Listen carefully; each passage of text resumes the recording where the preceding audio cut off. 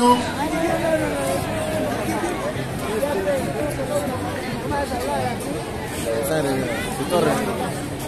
Muy bien, muy bien. Las posiciones. A ver, los chicos de limpieza, colóquense en las esquinas, por favor. Limpieza en el escenario, por favor.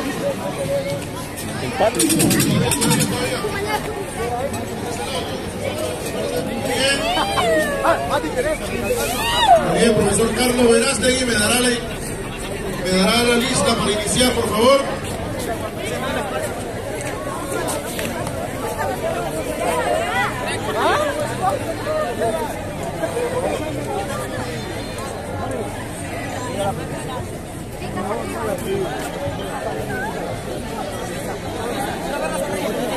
Muy bien, tenemos aquí en el escenario, en el Jepamacho de Oro, al amigo Carlos Verástegui con su grupo Sentimiento Peruano, con la danza de Carnaval de Congaya desde Huancavelica. Muy bien, ¿me da la orden, profesor? Suelta la DJ. Muy bien, Carnaval de Congaya. Ellos son Sentimiento Peruano.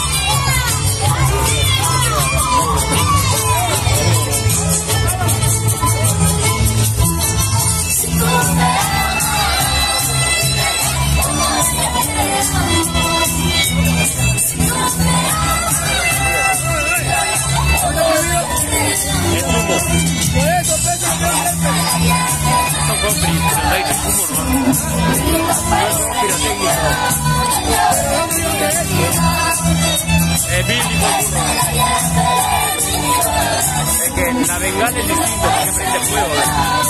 Ese no, es humo nomás. Pero Bill no entendió eso.